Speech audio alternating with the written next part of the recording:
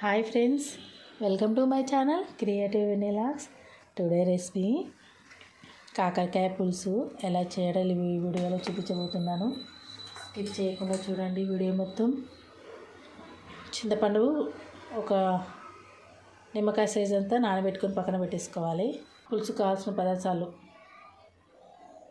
Onion, chilli, కొత్తిమీర, కరివేపాకు and కాకరకాయ ముక్కలు. స్టార్ట్ చేద్దాం. ఒక కడాయి పెట్టుకొని ఆ కడాయిలో 2 లేదా 3 టేబుల్ స్పూన్ ఆయిల్ పోసుకోవాలి. తర్వాత కొంచెం జీలకర్ర, కొంచెం ఆవాలు వేసుకోవాలి. ఆ తర్వాత చిల్లీస్,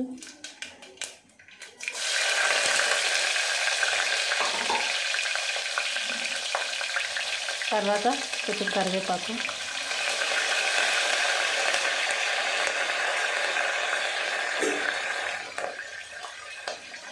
వేసుకొని కలుపుకోవాలి. నూనెలో బాగా ఫ్రై అవ్వాలి.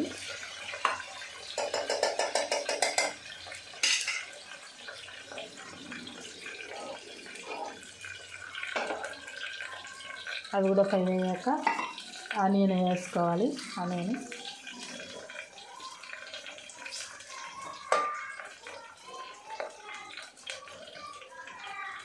ఆనియన్ కూడా వేసుకొని కొంచెం కొత్తిమీర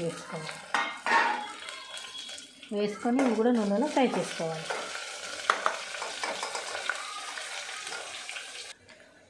అండ్ పసుపు వేసుకోవాలి. పసుపు వేసుకొని నూనెలో ఫ్రై చేసుకోవాలి. అల్లం వెల్లుల్లి పేస్ట్ కూడా వేసుకోవాలి. అవి కూడా నూనెలో ఫ్రై చేసుకోవాలి.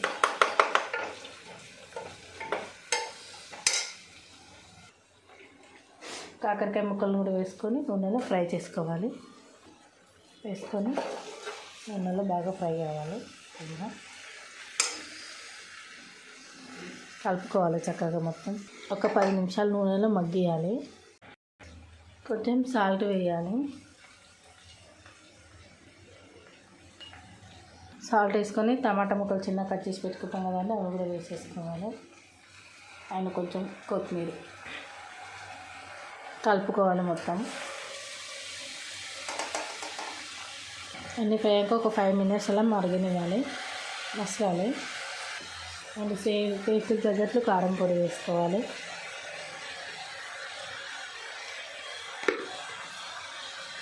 వేసుకొని కలుపుకోవాలి. వీడియోలో చూపిస్తున్న విధంగా కలుపుకోండి.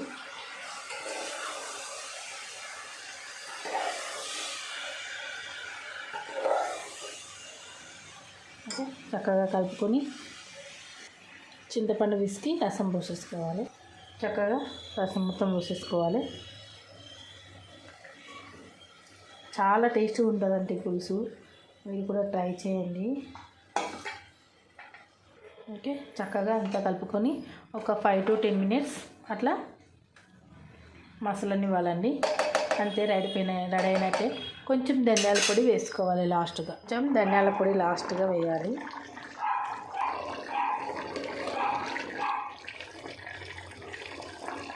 చపాతీలోకి, అన్నంలోకి చాలా టేస్టీగా ఉంటుందండి. మీరు కూడా ట్రై చేయండి. ఎవరైనా మన ఛానల్ని కొత్తగా చూస్తున్నట్లయితే ప్లీజ్ సబ్స్క్రైబ్ చేయండి, సపోర్ట్ చేయండి. Love you all, bye.